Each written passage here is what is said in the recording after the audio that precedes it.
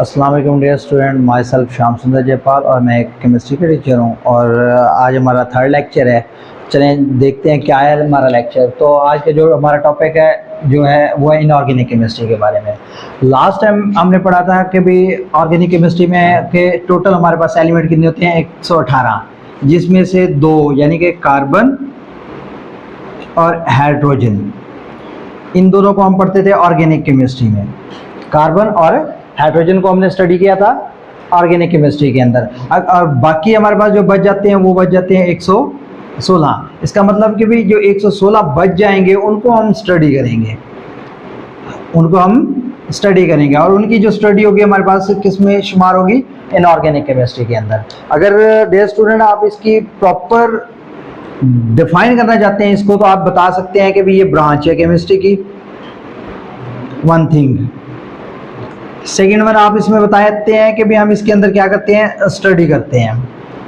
किस चीज़ की स्टडी हमने करनी है, कार्बन और हाइड्रोजन के अलावा, यानी कि अदर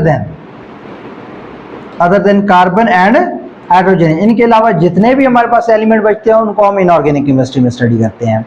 और अगर हम बात करते हैं इनऑर्गेनिक केमिस्ट्री के स्कोप के बारे में, अगर इसके हम स्कोप के बारे में डिस्कस करते हैं तो आप डियर स्टूडेंट बता सकते हैं कि इनके स्कोप जो है गिलास की इंडस्ट्रीज में बहुत ज़्यादा अहमियत रखते हैं।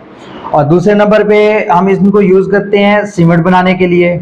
और थर्ड वन आप बता सकते हैं कि इसके अंदर हम मेटलर्जी को भी स्टडी कर सकते हैं।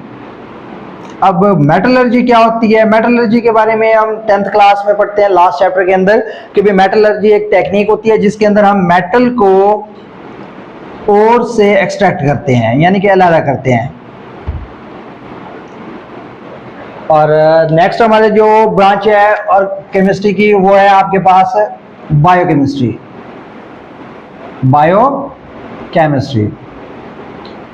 चलिए जानते हैं इसके बारे में कि भाई बायोकेमिस्ट्री क्या होती है। तो जैसे आपको डियर स्टूडेंट नजर आ रहा है कि बायोकेमिस्ट्री 2 वर्ड्स लिखे हुए हैं, यानी कि बायो एंड केमिस्ट्री। अगर हम बायो की बात करते हैं तो बायो का हम मीनिंग क्या लेते हैं कि इसके अंदर हम सिर्फ और सिर्फ लिविंग थिंग की स्टडी करते हैं, लिविंग ऑर्गेनिज्म की स्टडी करते हैं। और केमिस्ट्री के अंदर हम इससे पहले जान चुके हैं कि केमिस्ट्री के अंदर हम मैटर के रिएक्शंस और मैटर की कंपोजिशन और मैटर के प्रॉपर्टीज के बारे में पढ़ते हैं। यानी कि अगर हम बात करते हैं बायोकेमिस्ट्री की, तो बायोकेमिस्ट्री के अंदर हम कहते हैं कि भी हमारे पास हमने रिएक्शंस देखनी है, कंपोजिशन देखनी है, प्रॉपर्टीज किसकी, मैटर की, और वो सारे के सारे रिएक्शंस जो किसके अंदर हो रहे हैं, लिविंग ऑर्गेनिज्म के अंदर हो रहे हैं। फॉर एग्जांपल इसको हम समझते हैं कि भी कैसे ये वर्क करता है या ये क्या होता है। हम इसको इस तरह से भी समझ सकते हैं कि हम इंसान हैं, ह्यूमन जितने भी हैं हम इंसान हैं, यानी कि हम क्या है, लिविंग ऑर्गेनिज्म है। और लिविंग ऑर्गेनिज्म यानी कि हम क्या है, बायो में आते हैं। और दूसरे नंबर पे अगर हम कोई खाना खा लेते हैं तो खाना कहाँ चला जाता है, इनसाइड द स्टमच। अब स्टमच के अंदर हमारे क्या स्टार्ट हो जाते हैं, फूड को डाइजेस्ट करने के लिए हाइड्रोक्लोरिक एसिड प्रोड्यूस होता है स्टमच के अंदर, जो कि फूड की क्या करवाता है, डाइजेशन करवाता है। और जब डाइजेशन का अमल स्टार्ट होता है तो वो आपके पास क्या चीज है, रिएक्शंस हैं। तो हमने पढ़ना भी यही है कि हमारे पास ऐसे रिएक्शंस जो कहां पर हो रहे हैं, लिविंग बॉडीज या लिविंग थिंग्स के अंदर।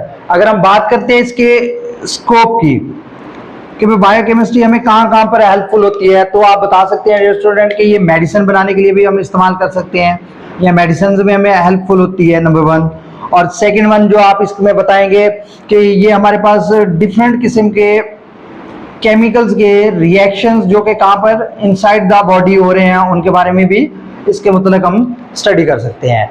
और नेक्स्ट हमारे पास जो 2 से 3 ब्रांचेस और केमिस्ट्री की रह जाती हैं तो इंशाल्लाह हम 4th लेक्चर में डिस्कस करेंगे।